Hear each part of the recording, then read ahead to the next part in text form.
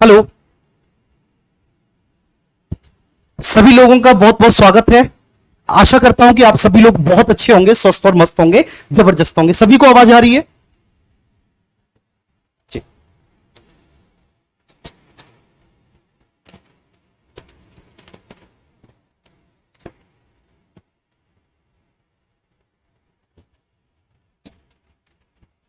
ठीक है। Audio video सब कुछ क्लियर होगा। लास्ट लेक्चर में हम लोग बात कर रहे थे, चर्चा कर रहे थे कॉन्स्टिट्यूएंट असेंबली की, संविधान सभा की। ठीक है। तो हमने क्या क्या पढ़ लिया था लास्ट लेक्चर में, इसको एक बार देख लेते हैं और उसके बाद फिर आज कंटिन्यू करते हैं। ठीक है ना जी? चलिए। और उम्मीद ये करूंगा कि आप सब लोग डिटेल में पढ़ेंगे। डिटेल में पढ़ने के लिए आप आए हैं यूपीएसआई में। ठीक है ना? 16 नंबर का आपका पॉलिटी पूछा जाता है, तो ऑब्वियस सी बात है इस विषय पर आपको, ठीक है, बहुत मेहनत करनी पड़ेगी और बहुत ध्यान भी देना पड़ेगा। ठीक है जी? चल, तो लास्ट लेक्चर में हम लोग कहां पर थे सर? कॉन्स्टिट्यूएंट असेंबली पर थे।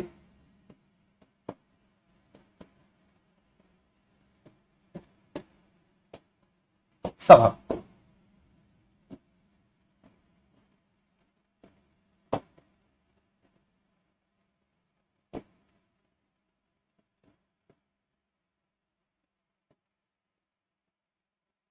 असेंबली। ठीक है। कॉन्स्टिट्यूएंट असेंबली पर थे, संविधान सभा पर थे, और हम संविधान सभा के बारे में चर्चा कर रहे थे। संविधान सभा में, ठीक है, जिस टॉपिक पर हम थे या फिर जिस, ठीक है, बात पर हम लोग चर्चा कर रहे थे, हम लोग कर रहे थे डिमांड्स फॉर कॉन्स्टिट्यूएंट असेंबली, मतलब संविधान सभा की मांग। ठीक है। तो हमारी चर्चा चल रही थी भैया जी किस पर? संविधान सभा की मांग पर।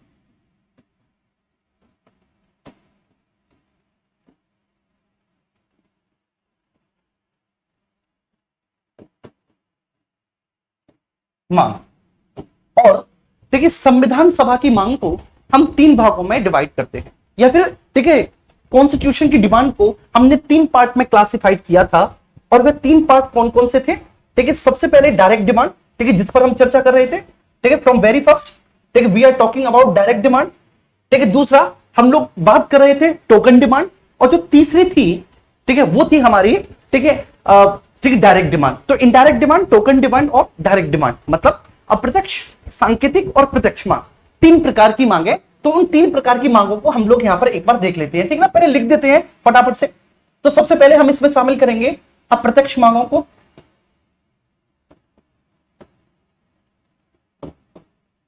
अप्रत्यक्ष मांग। ठीक है, दूसरी सांकेतिक मांग,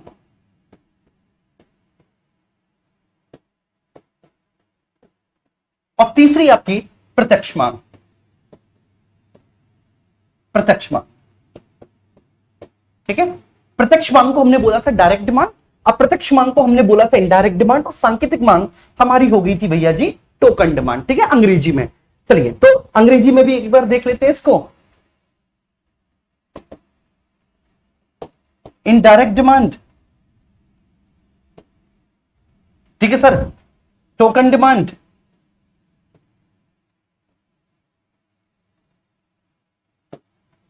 और आपकी, ठीक है सर, डायरेक्ट डिमांड। चलिए, अब आप मुझे बताइए, जो आपका लास्ट लेक्चर था, उस लास्ट लेक्चर में हम लोगों ने इनडायरेक्ट डिमांड में दो प्रकार की डिमांड के बारे में चर्चा की थी। इनडायरेक्ट डिमांड में जो सबसे पहली डिमांड आती थी, ठीक है, वो है आपकी लोकमान्य बाल गंगाधर तिलक साहब की, और दूसरी थी उसमें दादा भाई नौरोजी की, है ना जी? तो जो सबसे पहली थी इसमें, वह किसकी थी? लोकमान्य बाल गंगाधर तिलक,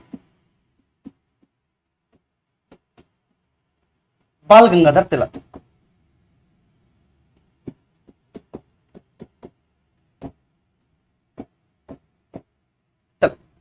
ठीक है। और ये जो डिमांड उन्होंने की थी 1895 में की थी।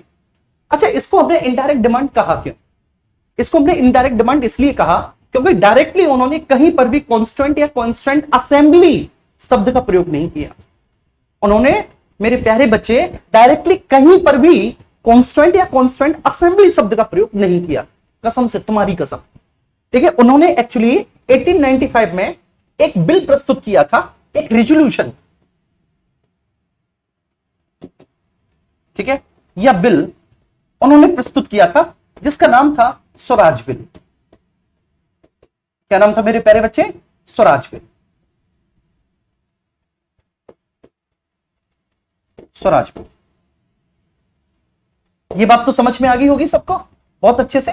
इसकी पूरी कहानी मैं आपको बताऊंगा, चिंता ना करना, बहुत अच्छे से समझाऊंगा, ठीक है ना जी, बहुत अच्छे से समझाऊंगा। अच्छा, अब इनडायरेक्ट डिमांड में हम दूसरी डिमांड किसकी रखते हैं? इनडायरेक्ट डिमांड्स के अंतर्गत हम दूसरी डिमांड किसकी रखते हैं? तो भैया जी दूसरी डिमांड हम रखते हैं दादा भाई नौरोजी की। किसकी मेरे प्यारे भैया जी? दादा भाई नौरोजी की, दादा भाई नौरोजी, ठीक है। अभी जो दादा भाई नौरोजी जी है ना, ठीक है, ये ठीक है, इन्होंने 1906 के कांग्रेस सेशन की अध्यक्षता की है। मतलब ही वॉज द, ठीक है, president of the session of, ठीक है, कांग्रेस 1906। ये कैलकाटा, ठीक है, ये आपका, ठीक है, कैलकाटा कॉन्फ्रेंस था, या ये कलकत्ता सम्मेलन था, 1906 का कलकत्ता सम्मेलन था। इसकी अध्यक्षता दादा भाई नौरोजी कर रहे थे। और इन्होंने किस तरह से संविधान की अथवा संविधान सभा की मांग कर दी इनडायरेक्टली? तो इन्होंने, ठीक है, पहली बार ऐसा था कि जब किसी उदारवादी नेता ने, जब किसी, ठीक है, लिबरल पॉलिटिशियन ने स्वराज शब्द का प्रयोग किया हो, तो इन्होंने एक्चुअली स्वराज शब्द का प्रयोग किया था। ठीक है, किसका सर? इन्होंने स्वराज शब्द का प्रयोग किया था, स्वराज शब्द का इन्होंने प्रयोग किया था।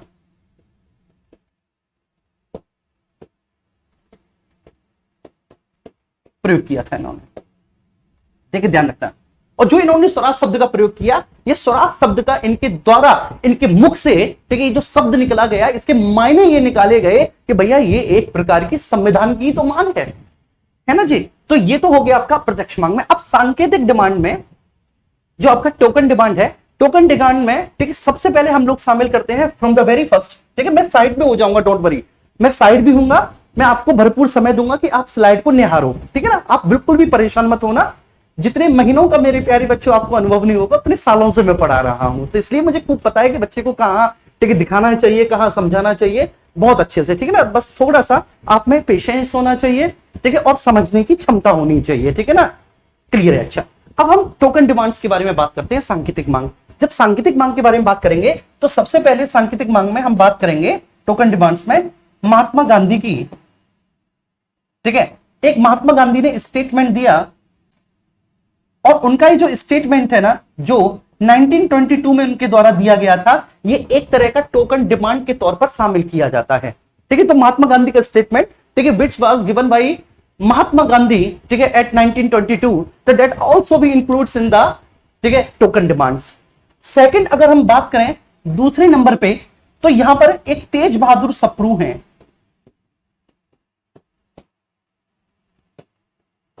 कौन है? तेज बहादुर Sapru.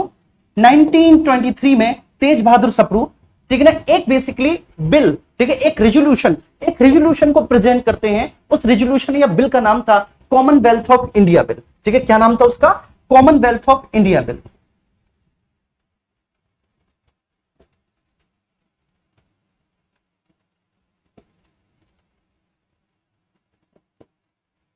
Commonwealth of India bill,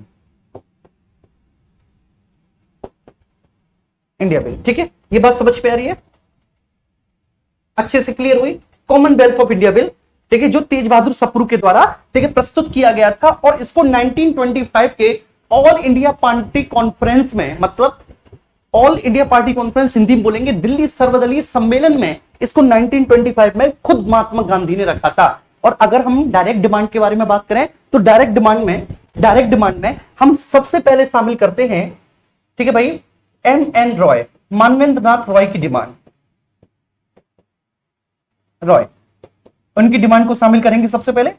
दूसरे नंबर पे मेरे प्यारे भैया जी हम लोग, ठीक है, कांग्रेस। फिर थर्ड हम कांग्रेस सेशन, कांग्रेस अधिवेशन, ठीक है, इनकी बातों को देखेंगे, इनकी बातों के बारे में चर्चा करेंगे। तो कुल मिलाकर हमें यही पढ़ना होगा बहुत अच्छे से। अच्छा, बहुत अच्छे। तेज बहादुर सप्रू, बेटा तेज नहीं, तेज, ठीक है, जैसे तुम लोग तेज हो ना बहुत, ऐसे तेज बहादुर सप्रू जी, ऐसे तेज बहादुर सप्रू। आइए अब यहां पर देखते हैं कुछ चीजों को, ठीक है। प्लीज बहुत अच्छे से आप लोग फोकस करना, बहुत अच्छे से आप लोगों को फोकस यहां पर करना है, ठीक है। सबसे पहले हम बात करेंगे अप्रत्यक्ष मांगों की, इनडायरेक्ट डिमांड की। तो इनडायरेक्ट डिमांड में 1895 में जो आपके लोकमान्य बाल गंगाधर तिलक साहब हैं, लोकमान्य बाल गंगाधर तिलक एक बिल प्रस्तुत करते हैं, ठीक है। उस बिल को वह स्वराज बिल कहते हैं, लोकमान्य बाल गंगाधर तिलक साहब।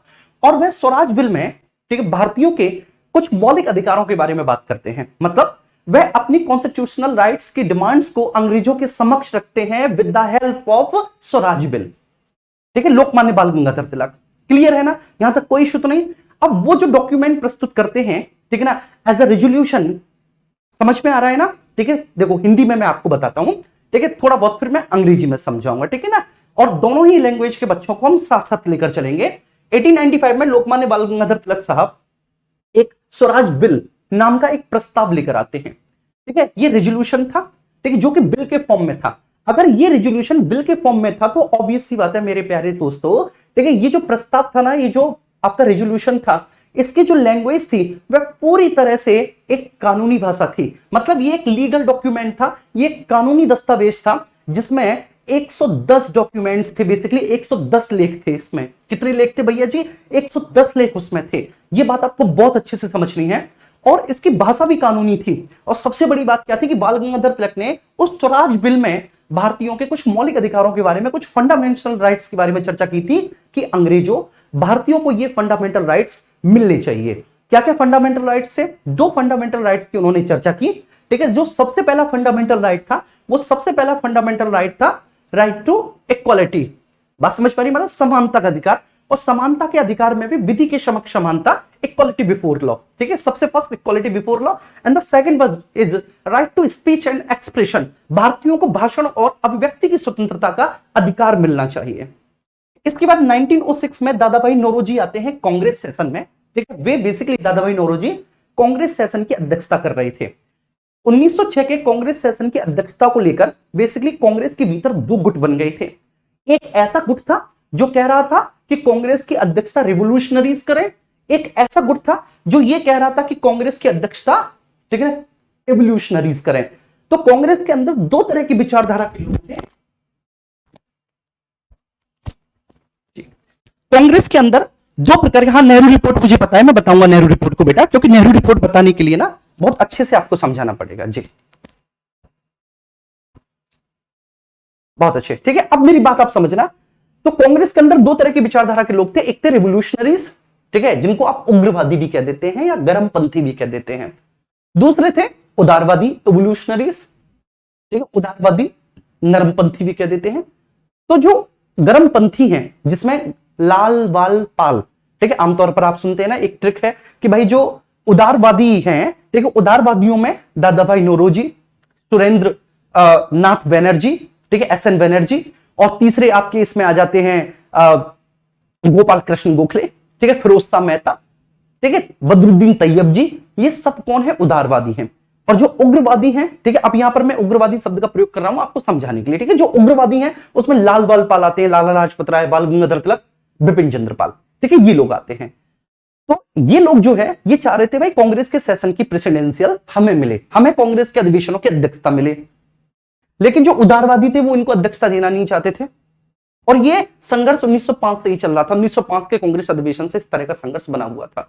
1905 में जब उग्रवादियों ने कहा कि कांग्रेस के सेशन की अध्यक्षता आप हमें दो, तो उदारवादियों ने, बड़े चालाक थे उदारवादी, तो उन्होंने गोपाल कृष्ण गोखले को दे दी बनारस सेशन की अध्यक्षता। गोपाल कृष्ण गोखले बेचारे बुजुर्ग आदमी थे, तो और जितने भी उग्रवादी थे वो उग्रवादी बेसिकली इतने बुजुर्ग नहीं थे, तो गोपाल कृष्ण गोखले को वो ऑब्जेक्ट नहीं कर पाए। फिर से जब 1906 के कांग्रेस अधिवेशन की अध्यक्षता तिलक साहब ने मांगी, या फिर लोगों ने कहा, उग्रवादियों ने कहा कि तिलक साहब को दे दो, तो उन्होंने, ठीक है, चुपचाप दादा भाई नौरोजी को इंग्लैंड से बुलाकर, जो इस समय तक बहुत बूढ़े हो चुके हैं, उनको कांग्रेस के अधिवेशन की अध्यक्षता दे दी कि बूढ़े आदमी है, ठीक है, इनकी अध्यक्षता पर कोई कुछ नहीं कहेगा। और ऐसे ही हुआ कि उग्रवादी अब भी शांत हो गए बेचारे, क्योंकि दादा भाई नौरोजी जैसा बूढ़ा आदमी, जिसको the grand old man of India, mister Nehru margin के नाम से जाना जाता है, तो फिर भी चुप हो गए कि चलो भैया जी कोई बात नहीं। लेकिन कुल मिलाकर ये हुआ ये, ठीक है, कि इन सभी परिस्थितियों में, ठीक है, जो हमारे देश का राष्ट्रीय आंदोलन था वो जरूर कमजोर हुआ। बस इतनी सी बात है। तो उस दादा भाई नौरोजी ने उस कलकत्ता सम्मेलन में बेसिकली स्वराज शब्द का प्रयोग किया, क्योंकि ये कांग्रेस की मजबूरी थी, कांग्रेस को अपने आंदोलन को मजबूत करने के लिए और जो उदारवादी थे उनको जनता के बीच में लोकप्रियता हासिल करने के लिए ऐसे स्वराज जैसे शब्दों का प्रयोग करना ही पड़ता। ठीक है, अगर वो स्वराज जैसे शब्दों का प्रयोग नहीं करते तो ये वो समय है जब बाल गंगाधर तिलक, ठीक है, लाला लाजपत राय, बिपिन चंद्रपाल इत्यादि की लोकप्रियता अपने चरम पे है, अरविंदो घोष की लोकप्रियता अपने चरम पे है, ये वो समय है। तो इन्होंने स्वराज शब्द का प्रयोग कर दिया, लेकिन इनके द्वारा ये जो स्वराज शब्द का प्रयोग है ना, ठीक है, ये भी एक प्रकार का क्या माना गया, ठीक है, इनडायरेक्ट डिमांड मांगा गया। बहुत अच्छे से समझ में आ गई होगी, कोई दिक्कत तो नहीं। इसके बाद फिर हम सांकेतिक डिमांड 1922 महात्मा गांधी, हालांकि कल मैं ये डिस्कस कर चुका था, महात्मा गांधी 1922 में कहते हैं कि स्वराज भारतीयों की इच्छा की अभिव्यक्ति होगा, ना कि ब्रिटिश संसद का कोई उपहार।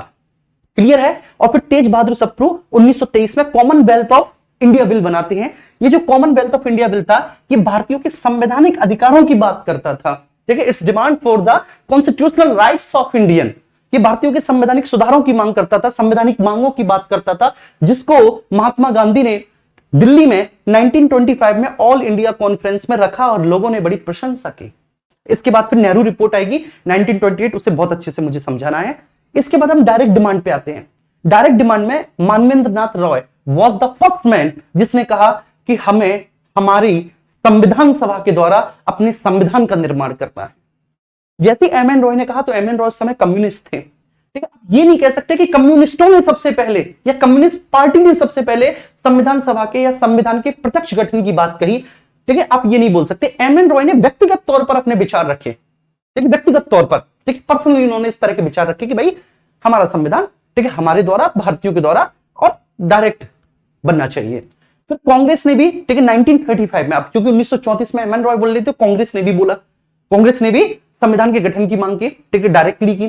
फिर कांग्रेस के अधिवेशनों में भी बार बार इस मांग को दोहराया गया। और फिर 1938 में नेहरू का एक स्टेटमेंट आएगा। 1938 में नेहरू का एक स्टेटमेंट आएगा, क्या कि स्वतंत्र भारत का संविधान बिना किसी बाहरी हस्तक्षेप के बनना चाहिए और ऐसी संविधान सभा द्वारा बनना चाहिए जो अडल्ट सफ्रेज पर, ठीक है, आधारित हो, जो वयस्क मताधिकार पर आधारित हो। जी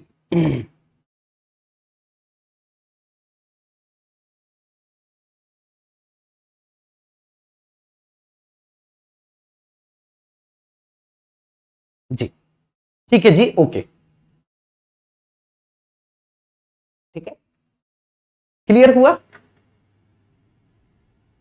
अच्छा, अगर एक बार सबके समझ में आया तो थम्स अप कर दो, और थम्स अप जब आप कर दोगे तो फिर इसको हम लिखते हैं, आगे बढ़ते हैं।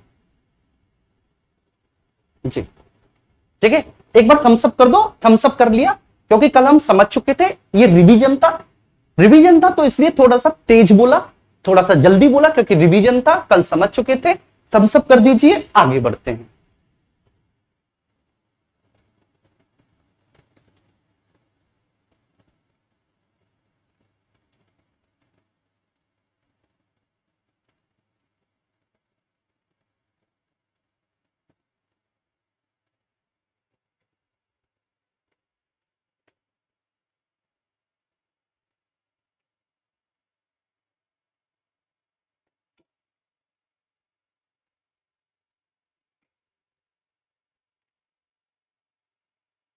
चलिए, ठीक है,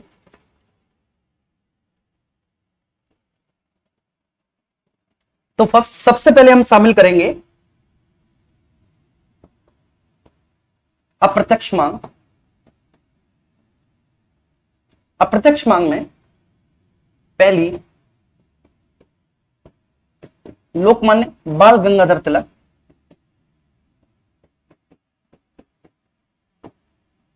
ठीक है। अब मैं सारी चीजों को लिखूंगा, और मैं लिखूंगा तो मुझे ये नहीं लगना चाहिए कि लेक्चर बिल्कुल भी बोरिंग हो रहा है, क्योंकि मैं समझा चुका हूं, लिखना भी जरूरी है। अगर आप कहें कि केवल व केवल समझाइए, ठीक है ना, तो ये बात भी गलत है, क्योंकि लिखना भी जरूरी होता है, आपको आगे तक याद रहे। ठीक है, तो इसलिए मैं एक एक पॉइंट लिखवाता रहूंगा। बिल्कुल भी लेक्चर बोरिंग नहीं होना चाहिए, आप लोग समझते चले जाना, मैं आपकी तरफ देखता चला जाऊंगा।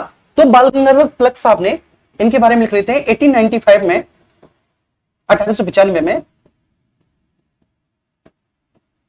एक स्वराज बिल प्रस्तुत किया। ठीक है,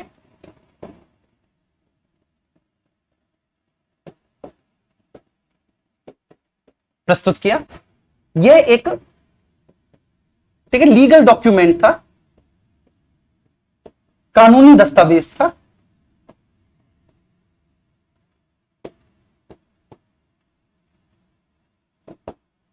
लीगल डॉक्यूमेंट था, ठीक है, जिसकी भाषा कानूनी थी। ये ऐसा लीगल डॉक्यूमेंट था भैया जी जिसकी भाषा कैसी थी, इसकी भाषा कानूनी थी।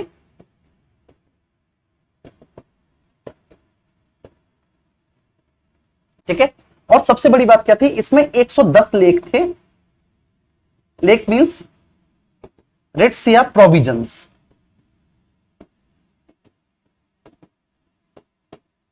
ठीक है, 110 प्रोविजंस थे, या फिर आप इनको रिट भी बोल सकते हैं, या फिर आप इनको प्रोविजंस भी बोल सकते हैं। ठीक है जी,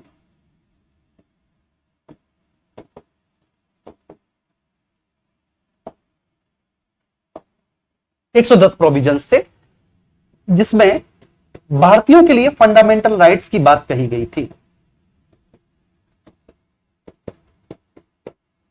मौलिक अधिकारों की बात कही गई थी, बात कही गई थी। ठीक है, किसकी सर, फंडामेंटल राइट्स की।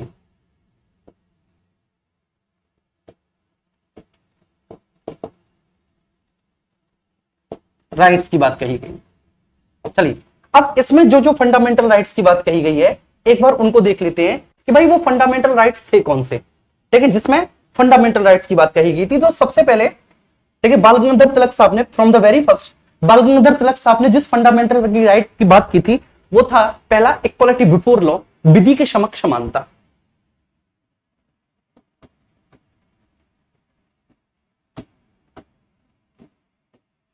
विधि के समक्ष समानता। ठीक है, इसको हम लोग बोलेंगे इक्वालिटी बिफोर लॉ।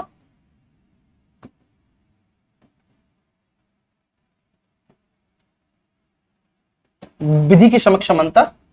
अच्छा, अब इसको आप थोड़ा सा समझ लीजिए, विधि के समक्ष समानता का मतलब क्या होता है।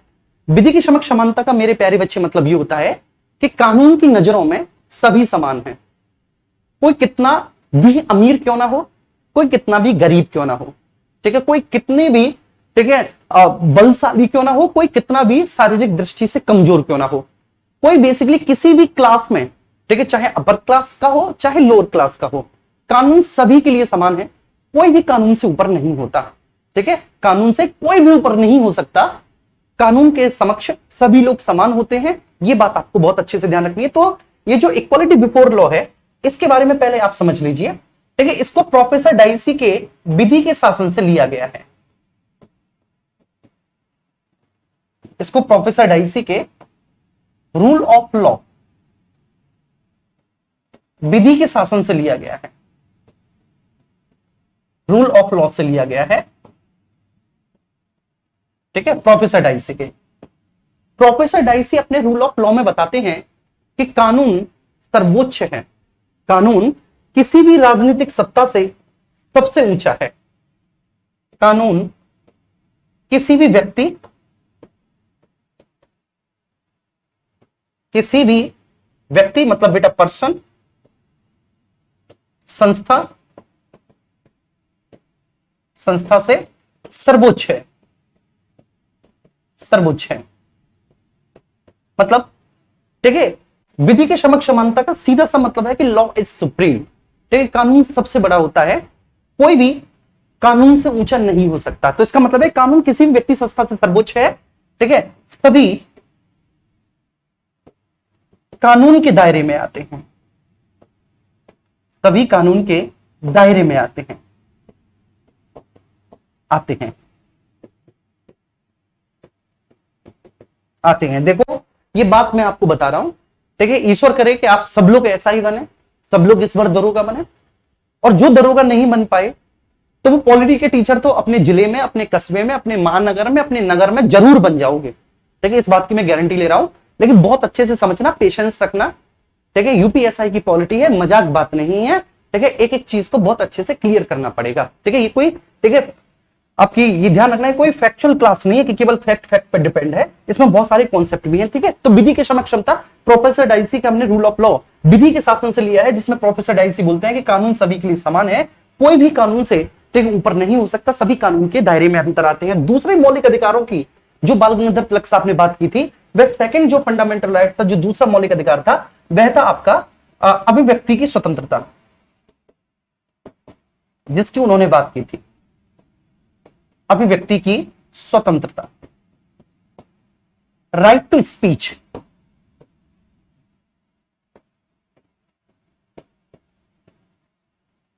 ठीक है, राइट टू स्पीच, अभिव्यक्ति की स्वतंत्रता। अब ये जो राइट टू स्पीच, अभिव्यक्ति की स्वतंत्रता है, इसका मतलब क्या है? देखिए, तो इसका मतलब ये है कि प्रत्येक व्यक्ति को अपने विचार व्यक्त करने का अधिकार है। अभिव्यक्ति की स्वतंत्रता का सीधा सा आशय क्या होता है बच्चे, कि सभी को अपने विचारों को व्यक्त करने का अधिकार है। सभी को अपने विचारों को व्यक्त करने का अधिकार है, व्यक्त करने का अधिकार है।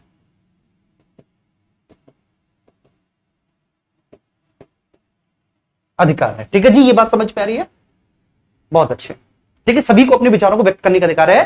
ठीक है, everyone should right to express. Clear है? तो सभी को अपने विचार व्यक्त करने चाहिए, या ठीक है, सभी को अपने विचार व्यक्त करने का अधिकार है। ठीक है, अभिव्यक्ति की स्वतंत्रता, तो सभी को अपने विचारों को व्यक्त करने का अधिकार है। अब देखो मेरे प्यारे बच्चे, जरूरी नहीं कि आप विचारों को बोलकर ही व्यक्त करें। बात समझ पा रही है? जो विचार होते हैं, देखो विचार और अभिव्यक्ति में क्या अंतर है? What is the difference between idea and expression? मेरी बात समझना बहुत अच्छे से। ठीक है, what is the difference between idea and expression? विचार और अभिव्यक्ति में क्या अंतर है?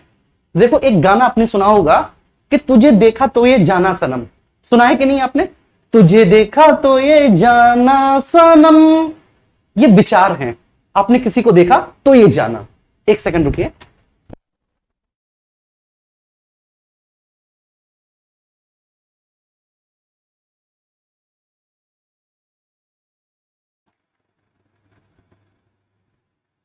ठीक है, मेरी आवाज आ रही होगी बेटा, मैंने सेल चेंज किए थे ना।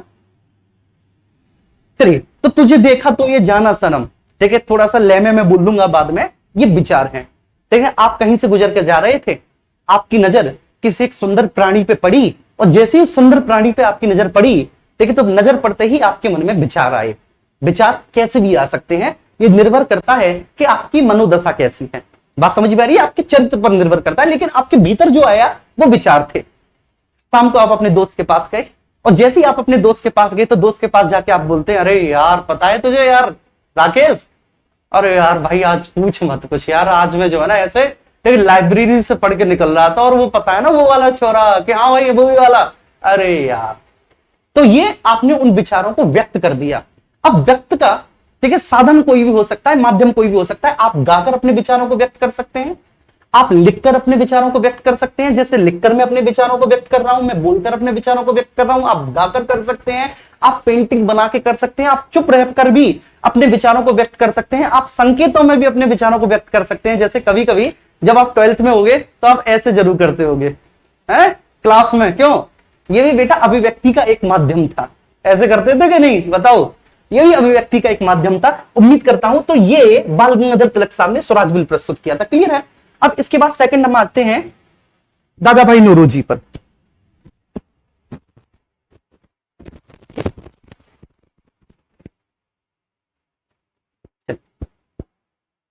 ठीक है, सेकंड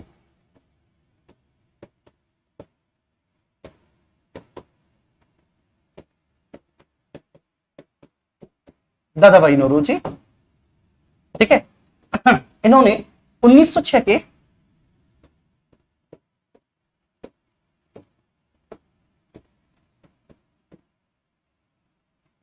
कलकत्ता अधिवेशन में, ठीक है सर, किसमें? 1906 का जो कलकत्ता सेशन था, जो 1906 का कलकत्ता अधिवेशन था, उसमें ये, ठीक है, अध्यक्षता कर रहे थे। उसमें ये कांग्रेस के अध्यक्ष थे। बेसिकली 1906 के कांग्रेस के अध्यक्ष थे। ठीक है, इसी कांग्रेस सेशन में उन्होंने स्वराज शब्द का प्रयोग किया। किसका? स्वराज का, स्वराज शब्द का प्रयोग किया। ठीक है, this is the first time ever, ठीक है, when was any liberal use the term of Swaraj, ये पहली बार था कि जब किसी उदारवादी के द्वारा स्वराज शब्द का प्रयोग किया गया। ठीक है, तो इन्होंने स्वराज शब्द का प्रयोग किया। अब ये जो स्वराज शब्द का प्रयोग है, कांग्रेसी बोलते हैं कि हमारे दादा भाई नौरोजी ने जो स्वराज शब्द का प्रयोग किया था वो एक प्रकार की अप्रत्यक्ष रूप से संविधान सभा की ही मांग थी। चलो कोई बात नहीं, हमने मान ली ये दादा भाई नौरोजी है। दादा भाई नौरोजी के बारे में थोड़ा सा देखेंगे। ठीक है, दादा भाई नौरोजी को, ठीक है, उनके बारे में कुछ बातें पूछ ली जाती है। उनको the grand old man of India कहा जाता है। क्या कहा जाता है? The grand old man of India कहा जाता है, ऑफ इंडिया कहा जाता है, उनको इंडिया कहा जाता है। ठीक है, फ्रॉम वेरी फर्स्ट, ये बात आपको ध्यान रखनी है। दूसरा, उनको मिस्टर नैरो मार्जिन कहा जाता है।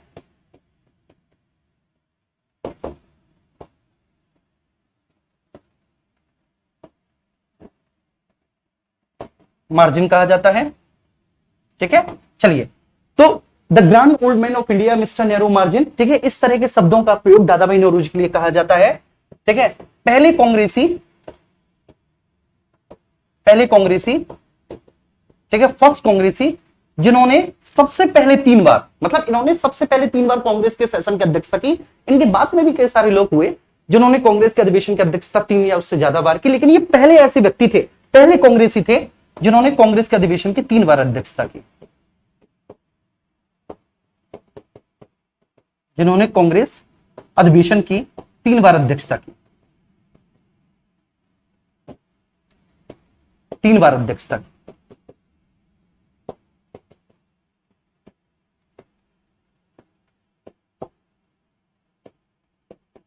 अध्यक्षता की, ठीक है, पहले ऐसे कांग्रेसी थे। इसके बाद फिर नेक्स्ट आगे बढ़ते हैं, थोड़ा सा और समझते हैं, ठीक है, इनके बारे में। चलिए, ठीक है सर, ये पहले भारतीय थे जो ब्रिटिश संसद के सदस्य बने। ठीक है, ये पहले भारतीय थे ब्रिटिश संसद के सदस्य बने। ठीक है, ये बात आपको बहुत अच्छे से, ठीक है, ब्रिटेन में बेसिकली एक, ठीक है, संसदीय क्षेत्र था, एक कॉन्स्टिट्यूएंसी थी जिसका नाम था फिंसबर्ग। ये फिंसबर्ग से चुनाव लड़े और जीते। सबसे बड़ी बात थी, पहले भारतीय जो ब्रिटिश संसद में निम्न सदन के सदस्य बने, पहले भारतीय जो ब्रिटिश संसद के सदस्य बने।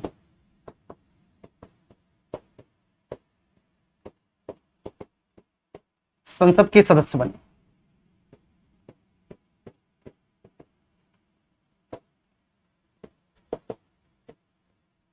सदस्य बने। ठीक है जी, क्लियर हुआ दादा भाई नौरोजी? कोई इश्यू तो नहीं दादा भाई नौरोजी के बारे में? अभी तक अप्रत्यक्ष मांग चल रही है। अब इसके बाद हम आते हैं किस पर? सांकेतिक मांग। और सांकेतिक मांग की जैसी हम बात करेंगे तो सांकेतिक मांग में, ठीक है, हमारे दृष्टि पटल पर आएंगे सबसे पहले महात्मा गांधी। क्लियर है? तो sir now we are discussing the token demand, सांकेतिक मांग। ठीक है,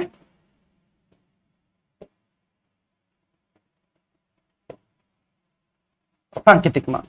अब ये जो सांकेतिक मांग है, सांकेतिक मांग में हमें सबसे पहले 1922 का महात्मा गांधी का स्टेटमेंट लिखना होगा। आप में से किसी को महात्मा गांधी का वो स्टेटमेंट याद है? क्या था? कि स्वराज भारतीय लोगों की इच्छा की अभिव्यक्ति होगा, ना कि ब्रिटिश संसद का कोई उपहार। तो 1922 में ये क्या बोलते हैं? 1922 में स्वराज भारतीय लोगों की इच्छा की अभिव्यक्ति होगा, लोगों की, ठीक है, इच्छा की अभिव्यक्ति। इच्छा मींस डिजायर्स, इच्छा की अभिव्यक्ति होगा। अभिव्यक्ति मींस एक्सप्रेशन होगा, ना कि ब्रिटिश संसद का कोई उपहार। है ना? बोलो मेरे साथ, ना कि ब्रिटिश संसद का कोई उपहार, ना कि ब्रिटिश संसद का कोई उपहार। संसद का कोई उपहार।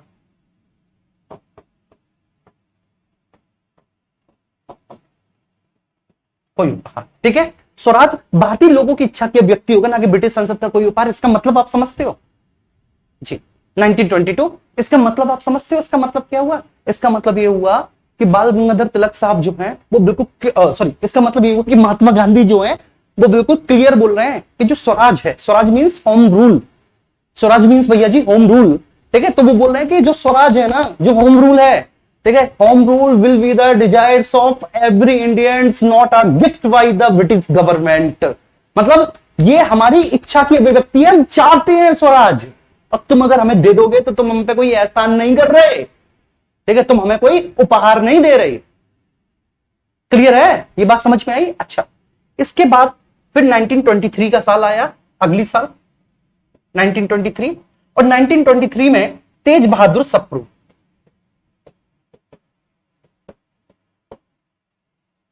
तेज बहादुर सप्रू, ठीक है, उदारवादी हैं तेज बहादुर सप्रू। इंडियन नेशनल मूवमेंट में, ठीक है, कोई अगली भूमिका तो नहीं है भाई, लेकिन हाँ थोड़ा बहुत, ठीक है, जब आप पढ़ेंगे इंडियन नेशनल मूवमेंट को तो आप देखेंगे, हाँ ठीक है, हर एक चीज में इन्वॉल्व रहता है बंदा। तो तेज बहादुर सप्रू 1923 में एक कॉमनवेल्थ ऑफ इंडिया बिल प्रस्तुत करते हैं।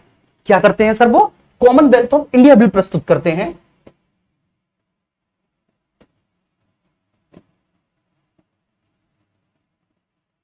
कॉमनवेल्थ ऑफ इंडिया बिल प्रस्तुत करते हैं, इंडिया बिल। अब जो कॉमनवेल्थ ऑफ इंडिया बिल तेज बहादुर सप्रू ने प्रस्तुत किया है, बेसिकली इसको 1925 में दिल्ली सर्वदलीय सम्मेलन में रखा जाता है, 5 में दिल्ली में, ठीक है, ऑल पार्टी कॉन्फ्रेंस में रखा जाता है। कहां पर भैया जी? ऑल पार्टी कॉन्फ्रेंस में रखा जाता है, ठीक है, मतलब दिल्ली सर्वदलीय सम्मेलन में।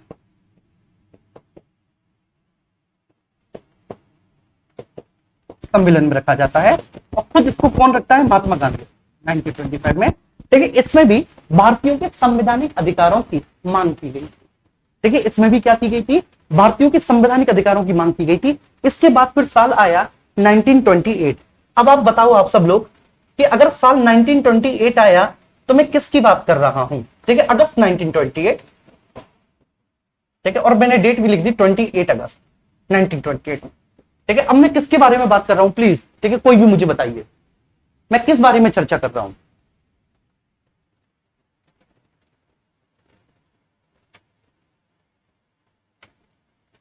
महात्मा गांधी जी ने कहा था,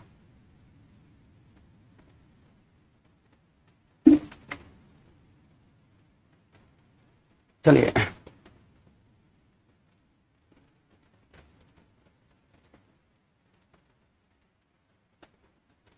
ठीक है, ये उपहार के बाद ये पूर्ण विराम लगा है, पूर्ण विराम, ठीक है, इसको पूर्ण विराम कहते हैं।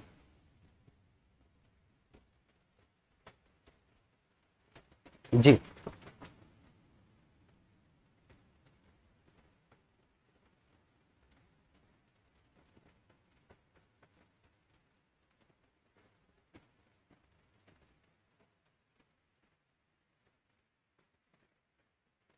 जी, ठीक है। तो हम लोग चर्चा कर रहे हैं नेहरू रिपोर्ट के बारे में। किसके बात के बारे किस बात के बारे में? नेहरू रिपोर्ट। तो we are talking about Nehru report. Nehru report को मोतीलाल नेहरू, ठीक है, इस रिपोर्ट के बेसिकली कर्ता धर्ता थे, अध्यक्ष, ठीक है, उन्हीं की अध्यक्षता में रिपोर्ट तैयार की गई थी, नेहरू रिपोर्ट। ठीक है, इस नेहरू रिपोर्ट ने कनाडा और साउथ अफ्रीका की भारत को डोमिनियन स्टेट्स का दर्जा देने की बात कही। ठीक है, तो ये जो रिपोर्ट है मोतीलाल नेहरू, इसका भी अपना एक हिस्टोरिकल बैकग्राउंड है। साइमन कमीशन भारत आता है, ठीक है, भारत आने के बाद साइमन कमीशन अपनी रिपोर्ट प्रस्तुत करता है, हर एक भारतीय इससे असंतुष्ट था। तो उस समय का जो इंडिया सेक्रेटरी था, भारत राज्य सचिव था, बर्कनहेड कहता है कि अगर भारतीय इतने ही योग्य है तो एक ऐसा कॉन्स्टिट्यूशन बना के दिखाएं जिससे कि भारत का प्रत्येक वर्ग पूरी तरह से सहमत हो। है हिम्मत? देखो, बर्कनहेड बोलता है किसी भी भारतीय में है हिम्मत? कोई भारतीय है इतना पढ़ा लिखा कि वो कोई ऐसा कॉन्स्टिट्यूशन बना सके, कोई ऐसा डॉक्यूमेंट बना सके, कोई ऐसा लीगल डॉक्यूमेंट, ठीक है, जिसमें संवैधानिक अधिकारों की बात कही गई हो और प्रत्येक भारतीय इससे संतुष्ट हो।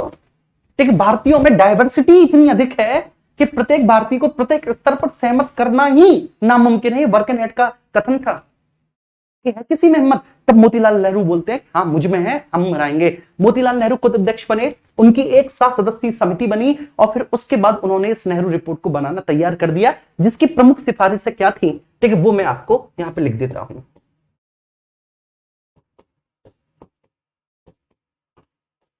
प्रमुख सिफारिशें क्या थी? ठीक है, वेरी फर्स्ट, ठीक है, सबसे पहली सिफारिश वो ये थी कि कनाडा और साउथ अफ्रीका की भांति भारत को भी एक डोमिनियन स्टेट्स का दर्जा दिया जाए। जी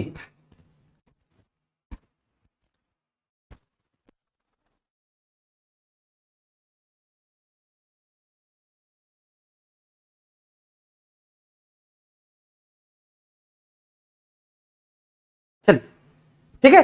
तो इसकी जो सबसे पहली मांग थी, इसकी सबसे पहली प्रमुख सिफारिश क्या थी? तो 28 अगस्त 1928 को, ठीक है, कब सर? 28 अगस्त 1928 को नेहरू रिपोर्ट, ठीक है, जिसको मोतीलाल नेहरू ने तैयार किया था। मोतीलाल नेहरू इसके अध्यक्ष थे और मोतीलाल नेहरू के साथ साथ इसमें, ठीक है, 7 सदस्यीय लोग और थे। मतलब एक 7 सदस्यीय संस्था थी जिसमें मोतीलाल नेहरू थे और 7 सदस्य थे। इस नेहरू रिपोर्ट को बेसिकली मोतीलाल नेहरू ने चैलेंज के आधार पर बनाया था। ठीक है, इसको चैलेंज के आधार पर बनाया था। कैसे? कि साइमन कमीशन आया था। साइमन कमीशन की सिफारिशों को प्रत्येक भारतीय और भारतीय पॉलिटिकल पार्टीज ने अस्वीकार कर दिया कि हम इसे स्वीकार नहीं करेंगे। साइमन कमीशन की अनुशंसाओं को, एक दो छोटे मोटे अपवाद थे, उनको छोड़कर प्रमुख जितने भी पॉलिटिकल पार्टी थे सबने अस्वीकार कर दिया। ठीक है, तो उस समय जो इंडिया सेक्रेटरी था, भारत राज्य सचिव था वर्कनहेड। वर्कनहेड कहता है कि भारतीय अगर इतनी योग्य है ना, तो वो ऐसा लीगल डॉक्यूमेंट, एक ऐसा संविधान बना के दिखाएं जो भारत में सभी वर्गों को, सभी संप्रदायों को, सभी लोगों को सहमत करता हो। ठीक है, सभी को सहमत करता हो, जो सभी को पूरी तरह से सेटिस्फाई करता हो, ऐसा बना के दिखाएं। है किसी भारतीय में हिम्मत? ये वर्कनहेड बोल रहा है, जो भारत राज्य सचिव था। तब मोतीलाल नेहरू कहते हैं कि हाँ, हम में है हिम्मत, हम बनाएंगे। क्लियर है? तब मोतीलाल नेहरू ने, मेरे प्यारे बच्चे, एक ऐसा लीगल डॉक्यूमेंट बनाया जिसको आज नेहरू रिपोर्ट के नाम से जाना जाता है। इस नेहरू रिपोर्ट को भारतीय संविधान का प्राक रूप कहा जाता है। अगर ये क्वेश्चन पूछ लेना तो आधे बच्चे गिर जाएंगे कि इसको भारतीय संविधान का, ठीक है, प्राक रूप कहा जाता है। ठीक है, पुराना रूप कहा जाता है। ठीक है, it's a old version of Indian constitution. क्या कहा जाता है sir? Old version of Indian constitution. ना किताबों में मिलता ये, ना बेसिकली किसी के द्वारा पढ़ाया जाता, और ये प्रश्न आपका सीडीएस में पूछा गया था। ठीक है, सीडीएस में ये प्रश्न पूछा गया था। ठीक है, कोई सीडीएस का बच्चा हो तो बोल दो कि पूछा गया था कि नहीं।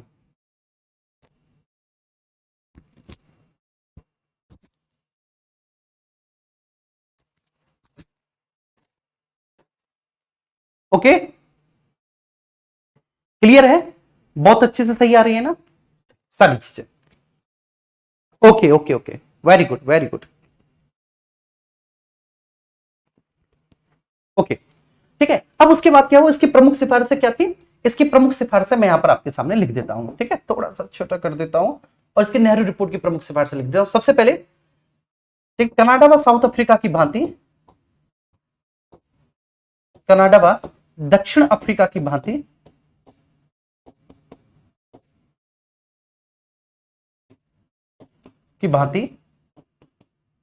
भारत को भी डोमिनियन स्टेट्स का दर्जा दिया जाए। डोमिनियन स्टेट्स का दर्जा दिया जाए,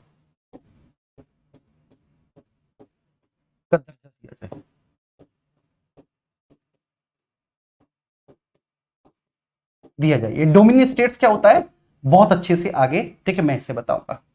ठीक है, सेकंड, भारतीयों को फंडामेंटल राइट्स दिए जाए। ठीक है, सेकंड क्या था सर? भारतीयों को फंडामेंटल राइट्स उपलब्ध कराए जाए।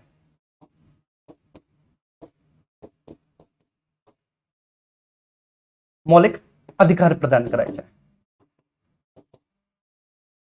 ठीक है, भारतीयों को फंडामेंटल राइट्स उपलब्ध कराए जाए, भारतीयों को मौलिक अधिकार प्रदान कराए जाए।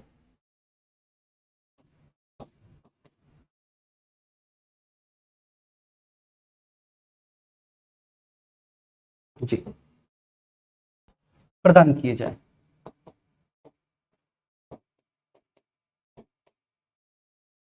फंडामेंटल राइट्स प्रदान किए जाए,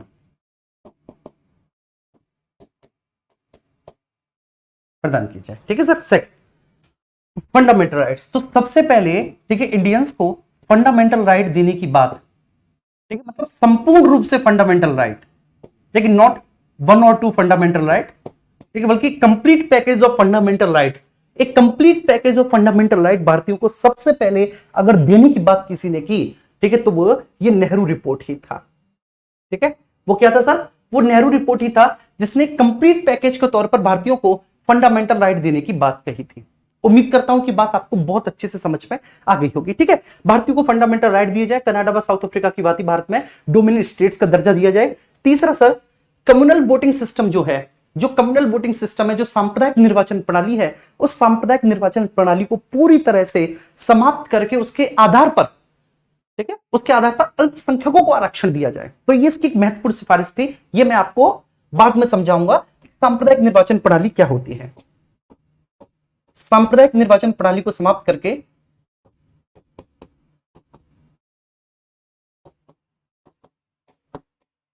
निर्वाचन प्रणाली, ठीक है, इसको बोलेंगे कम्युनल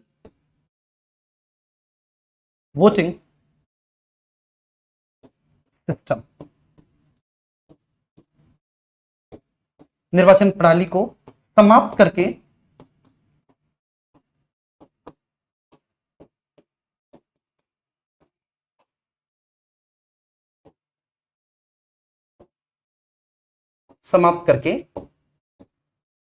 अल्पसंख्यकों को आरक्षण दिया जाए। अल्पसंख्यक मींस माइनॉरिटीज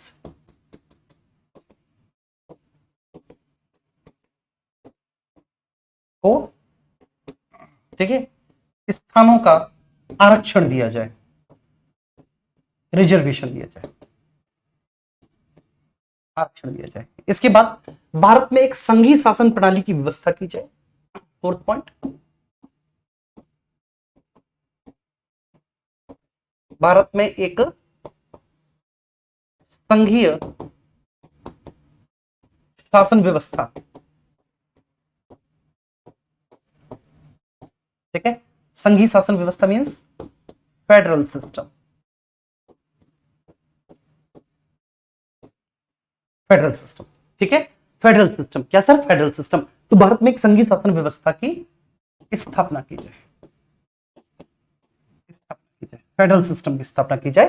ठीक है, भारत में, उम्मीद करता हूं कि बात समझ में आ गई होगी कि भारत में सर फेडरल सिस्टम की स्थापना कर दी जाए। ठीक है भाई, यहां तक कोई इश्यू नहीं रहा होगा। उम्मीद करता हूं कि बात में बहुत अच्छे से आपको, ठीक है, समझा पाया होगा।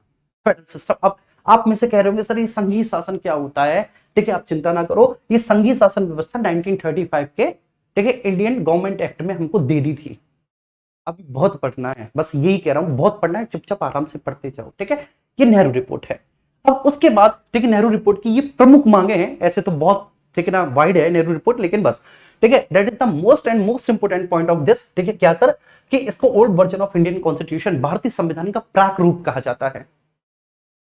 क्लियर है? इसको भारतीय संविधान का प्राक रूप कहा जाता है। ये सबसे महत्वपूर्ण प्रश्न ये है। अब इसके बाद, ठीक है, आगे चलेंगे और आगे चलने पर हम बात करेंगे किसकी सर? प्रत्यक्ष मांग की, डायरेक्ट डिमांड।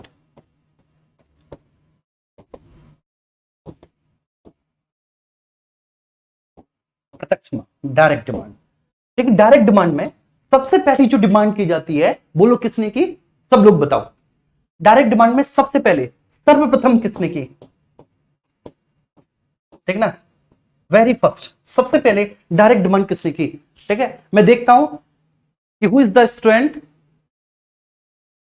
जो सबसे पहले इसका जवाब देगा।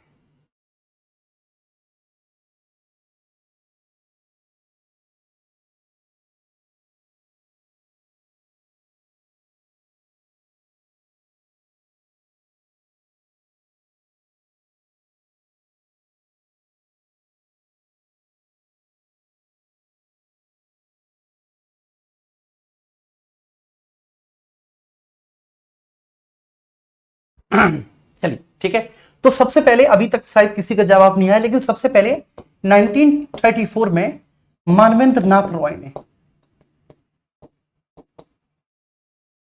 मानवेंद्र नाथ रॉय ने, ठीक है, ध्यान रखना, इनका वास्तविक नाम पूछ लिया जाता है, नरेंद्र भट्टाचार्य था, भट्टाचार्य था, और यह भारत में एक साम्यवादी विचारक थे। क्या थे सर? भारत में एक साम्यवादी विचारक थे। सर्वप्रथम प्रत्यक्ष रूप से संविधान सभा के गठन की मांग की थी। ठीक है, सर्वप्रथम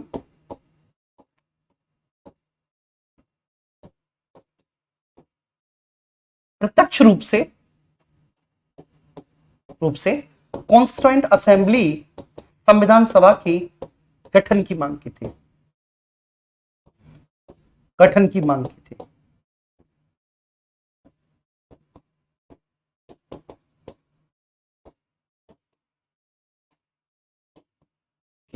ठीक है, सबसे पहले प्रत्यक्ष मांग में 1934।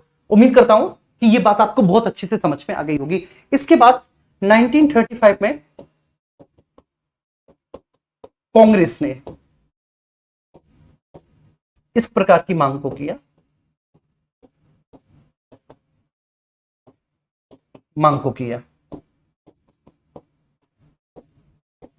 मांग की। एंड नेक्स्ट 1936, 1937 जो कांग्रेस सेशन है ना, ये दोनों वाले कांग्रेस सेशन 1936 और 1937 के कांग्रेस अधिवेशनों में इस मांग को दोहराया गया।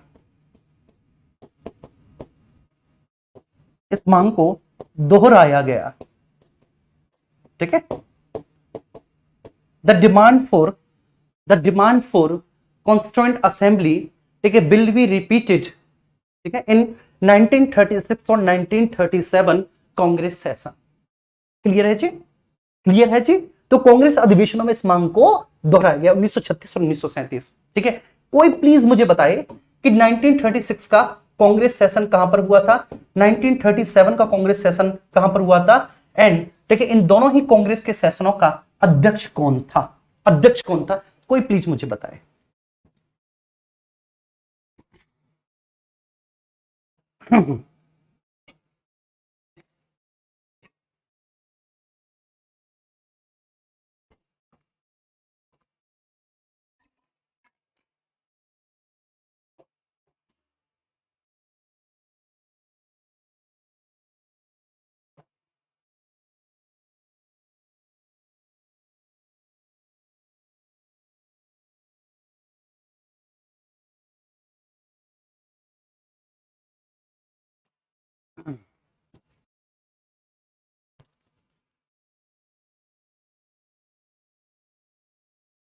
वेरी गुड, ठीक है।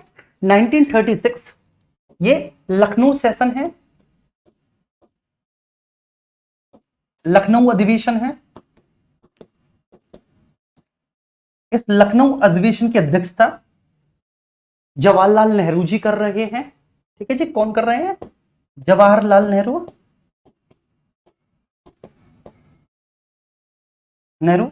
कांग्रेस ने इस सेशन में भी संविधान सभा के गठन की मांग को किया है। और फिर 1937 का जो फैजपुर सेशन हुआ, जो फैजपुर अधिवेशन हुआ, उस फैजपुर अधिवेशन की अध्यक्षता जवाहरलाल नेहरू ही कर रहे थे।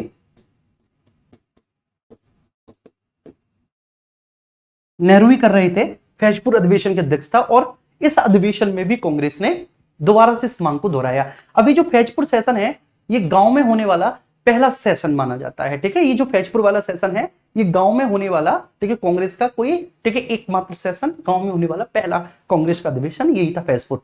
इस पर 1938 आया। और 1938 का जो हरिपुरा अधिवेशन था, ठीक है, ये हमको थोड़ा सा देखना है। कौन सा सर? 1938 का हरिपुरा अधिवेशन। ठीक है, थोड़ा सा, बस इतना ज्यादा नहीं, बस इतना जरूर देखेंगे कि एक स्टेटमेंट हमको नेहरू का लिखना है। वो स्टेटमेंट हमको इसलिए देखना है नेहरू जी का, क्योंकि जब हम आगे ऑब्जेक्टिव रेजोल्यूशन पढ़ेंगे ना, तो उस ऑब्जेक्टिव रेजोल्यूशन में बहुत काम आने वाला है, वो बहुत ज्यादा काम।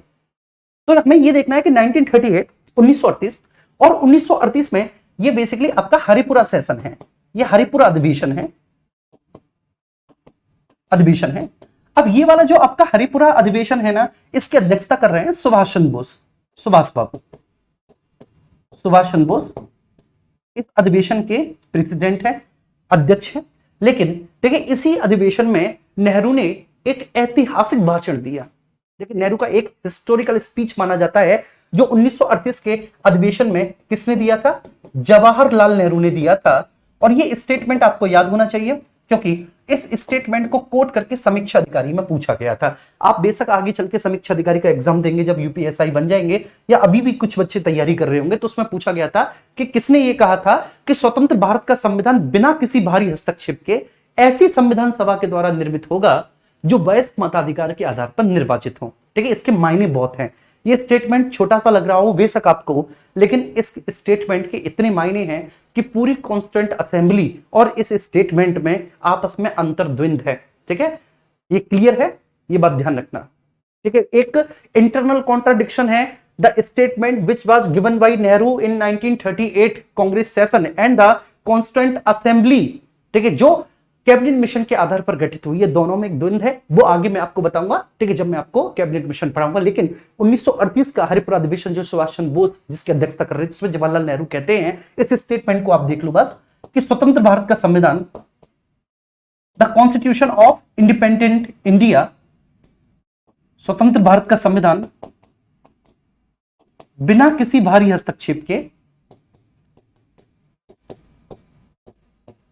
बिना किसी बाहरी हस्तक्षेप के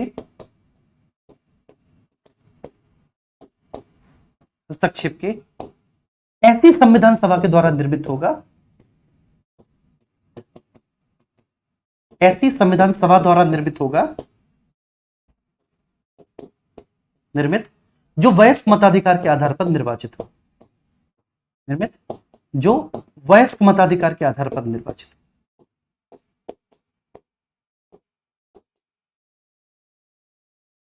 आधार पर निर्वाचित हो।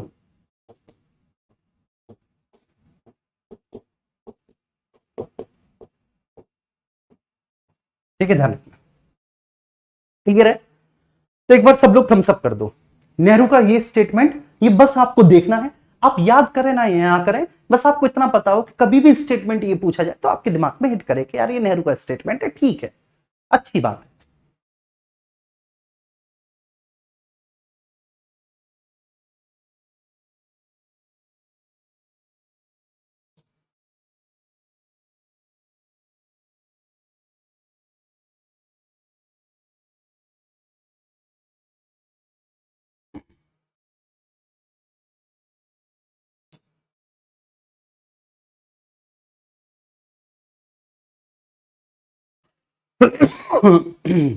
वेरी गुड, बहुत अच्छे।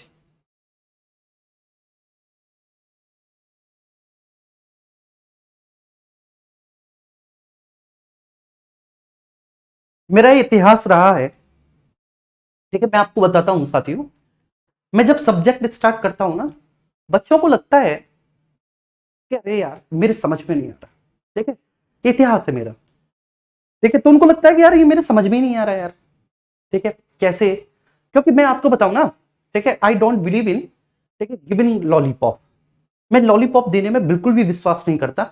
मेरा साफ और सीधा सा मानना होता है कि पहली ही क्लास से, बिल्कुल, ठीक है, from the very first class मैं बच्चे का कॉन्सेप्ट मजबूत करा के चलो। मुझे पता है कि 2-3 क्लास में बच्चा समझेगा कि अरे ये क्या है क्या नहीं है, लेकिन जैसे जैसे उसका फाउंडेशन मजबूत होता चला जाएगा ना, उसको समझ में आता चला जाएगा कि वो क्या पढ़ रहा है।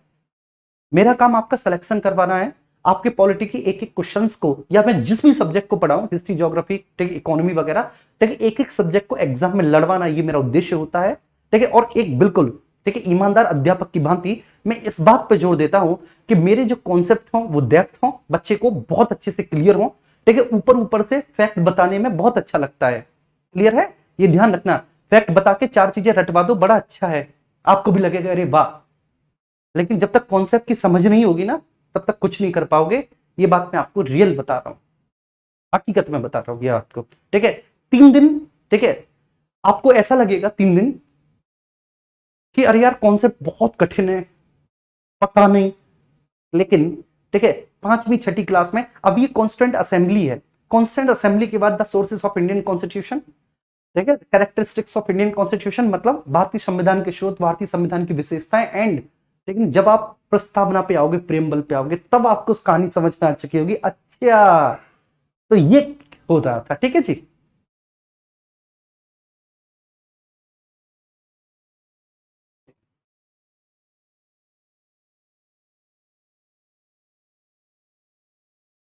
ठीक है, तो बस ठीक है, ये कहानी थी, बहुत अच्छे से समझ में आ गई आपको, मुझे नहीं लगता ठीक है किसी भी तरह का कोई इश्यू रहा होगा।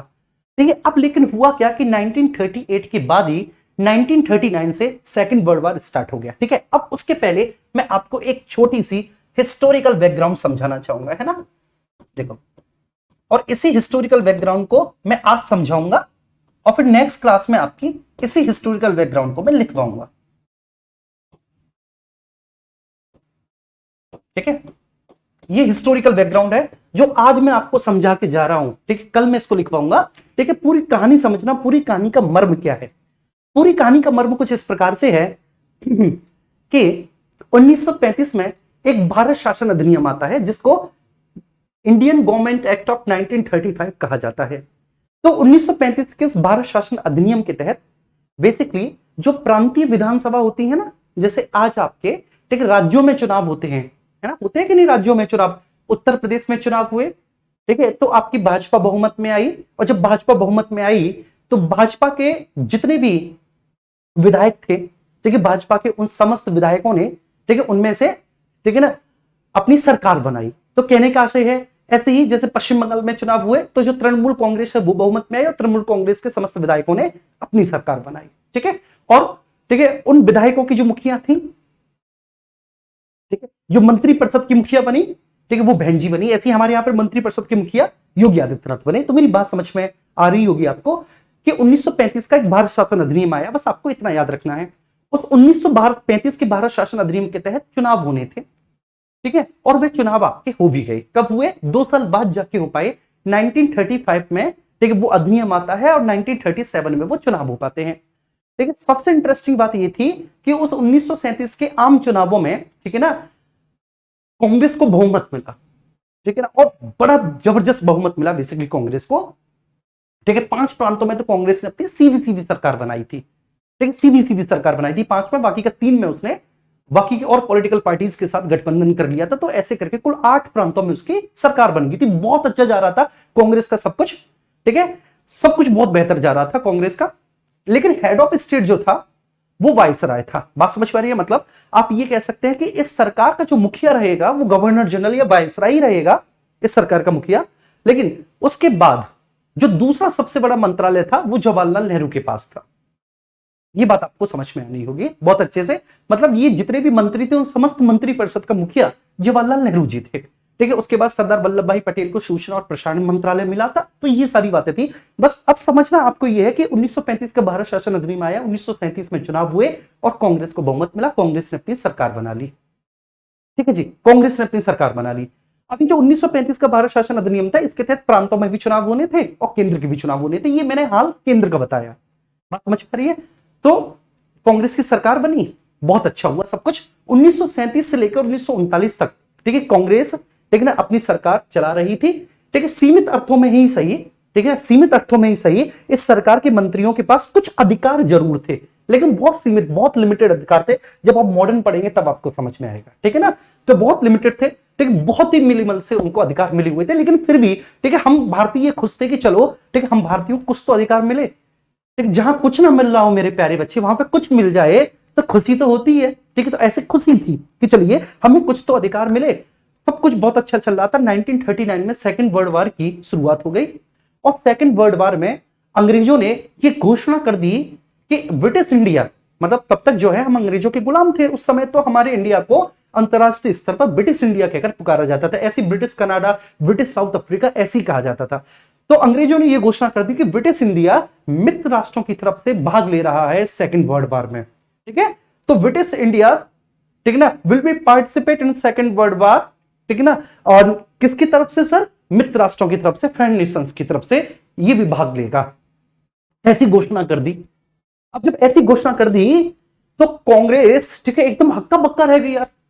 कांग्रेस ने कहा अरे ये क्या हुआ, बिना हमसे पूछे, कि जबकि हम ठीक है ब्रिटिश इंडिया में सबसे बड़ी पॉलिटिकल पार्टी है और बिना हमसे पूछे अंग्रेजों ने ऐसा निर्णय ले कैसे लिया। ठीक है, तब गुस्सा होकर कांग्रेस की सारी मंत्री परिषद ने अपने पद से इस्तीफा दे दिया। ठीक है, सबने इस्तीफा दे दिया, जितने भी मंत्री थे उस समय, ठीक है, सबने इस्तीफा दे दिया। जब इन सबने इस्तीफा दिया, इन्होंने इस्तीफा इसलिए दिया कि भाई आपको कम से कम हमसे तो पूछना चाहिए था हम सबसे बड़ी पार्टी हैं, हम भारत की जनता का रिप्रेजेंटेशन कर रहे हैं, हम उनके अधिकारों की मांग कर रहे हैं, हम उनके लिए कानूनों के निर्माण में अपनी अहम भूमिका निभा रहे हैं, योगदान दे रहे हैं। हमसे तो पूछना चाहिए था, ठीक है, पूछना चाहिए था कि नहीं, कि हमसे पूछना चाहिए था। लेकिन सबसे बड़ी बात यह क्या थी कि जब नहीं पूछा तो गुस्सा होकर उन्होंने इस्तीफा दे दिया। उनको लगा कि अंग्रेज झुक जाएंगे, शायद अंग्रेज हमें मनाएंगे, क्योंकि अंग्रेज तो संवैधानिक सुधारों की बात करते हैं, तो अंग्रेजों पर एक अंतरराष्ट्रीय ऐसा दबाव पड़ेगा कि अंग्रेज हमको मना लेंगे। लेकिन अंग्रेजों ने, ठीक है, इसके बारे में कोई बात ही नहीं की और द्वितीय विश्व युद्ध स्टार्ट हो गया और अंग्रेजों ने घोषणा कर दी कि भारत में पार्टिसिपेट कर रहा है। तब कांग्रेस की जब नहीं चली ना, तब कांग्रेस के जितने भी राष्ट्रवादी थे, चाहे उस समय मैं किसी के भी बारे में बात करूं, ठीक है, तब तक तो मैं बात करूं, महात्मा गांधी जी भी कांग्रेस के भीतर थे। 1942 के जब भारत छोड़ो आंदोलन स्टार्ट हुआ था, तब महात्मा गांधी जी थोड़े से खपा हो गए थे कांग्रेस से, लेकिन उससे पहले वो पूरे कांग्रेस के रंग में रंगे हुए थे। ठीक है, उनकी बात करूं, जवाहरलाल नेहरू की बात करूं, या फिर मैं किसी भी सरदार वल्लभ भाई पटेल, डॉक्टर राजेंद्र प्रसाद, जेवी कृपलानी, चक्रवर्ती राजगोपालाचारी, ये सारे लोग, ठीक है, ये अपने अपने क्षेत्रों में अपनी अपनी जनता से विभिन्न संचार माध्यमों के द्वारा एक आग्रह करते हैं, निवेदन करते हैं कि भाई, ठीक है, कोई भी भारतीय सैनिक सेकंड वर्ल्ड वॉर में पार्टिसिपेट मत करना प्लीज, ठीक है, क्योंकि भारत इस प्रकार के युद्ध का समर्थन नहीं करता। और इसका असर पड़ा सच में, ठीक है। अब जैसे, ठीक, जब कोरोना हुआ था तो मोदी जी ने कहा था ना कि हमें कोरोना के प्रति, ठीक है, एक जागृत, आप कह सकते हैं, एक जागरूकता लाने के लिए, एक जागृत अवस्था स्थापित करने के लिए कोरोना के प्रति, ठीक है, जिससे कि कोरोना के जो एक गंभीर महामारी है, ठीक है, इससे हम लोगों को, ठीक है, सूचित कर सके, सचेत कर सके, उनके बीच में जो है ना हम इस तरह के, तो एक सांकेतिक रूप से उन्होंने थाली बजवाई थी, ठीक है। लोगों को लग रहा था कि थाली बजा के go corona go, go corona go, तो करोना भाग जाएगा थाली बजा के, लेकिन वो एक सांकेतिक महत्व था उसका, ठीक है, कि भाई हम कोरोना के प्रति आसक्त हैं, सशक्त हैं, हम एकजुट होकर, ठीक है, कोरोना के प्रति जागरूकता फैलाएंगे, ठीक है ना। 2 गज की दूरी, मास्क है जरूरी, और सरकार के द्वारा जितनी भी गाइडलाइन बनाएगी हम सबका पालन करेंगे। तो ये एक इंडिकेशन था, ठीक है। तो अब जब, ठीक है, मोदी जी ने कह दिया तो सब थाली बजा रहे हैं, है ना, तो इंपैक्ट तो पड़ता ही है भाई। और उस समय जब हमारे राष्ट्रवादी नेता, ठीक है, जेल में जा रहे थे, लाठी खा रहे थे, ठीक, हम लोगों के लिए, तो उनकी बात तो मानते ही। तो भारतीय सैनिक शामिल नहीं हुए, भारतीय सैनिकों ने मना कर दिया कि हम शामिल नहीं होंगे। अंग्रेजों को लगा हम ऐसे जीत जाएंगे, लेकिन जब अंग्रेजों की खटिया खड़ी हुई तो फिर उनको भारतीय सैनिकों की याद आई, और जब उनको भारतीय सैनिकों की याद आई तो इन्हीं भारतीय सैनिकों की याद में अंग्रेज सबसे पहले एक अगस्त प्रस्ताव लेकर आते हैं, ठीक है, इसको अगस्त रेजोल्यूशन कहेंगे, जो 1940 में आता है।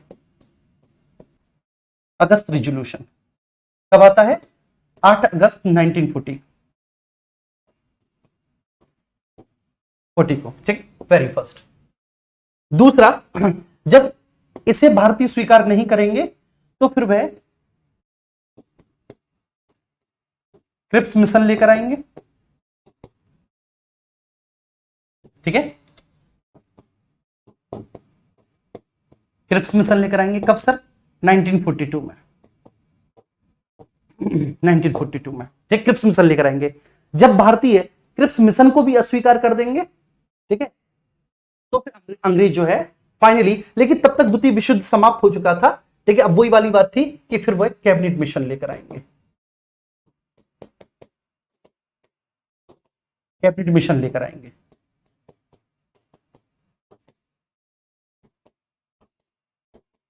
और इसी कैबिनेट मिशन की सिफारिशों के आधार पर हमारी संविधान सभा का गठन होगा। ये जो कैबिनेट मिशन है ना, इसी की सिफारिशों के आधार पर हमारी कॉन्स्टिट्यूएंट असेंबली गठित होगी। देखो तो वो कहां गया नेहरू जी का स्टेटमेंट कि स्वतंत्र भारत का संविधान बिना किसी बाहरी हस्तक्षेप के, बाहरी हस्तक्षेप भी था क्योंकि ब्रिटिश सरकार में कैबिनेट स्तर के मंत्री थे, और जो वयस्क मताधिकार, जो अडल्ट सफ्रेज की बात की थी ना, अडल्ट सफ्रेज था ही नहीं, अडल्ट सफ्रेज था ही नहीं। कैसा मताधिकार था? सीमित था, ठीक है ना, और सांप्रदायिक निर्वाचन प्रणाली थी। कल देखेंगे। थैंक यू सो मच, बहुत बहुत धन्यवाद आप सभी का।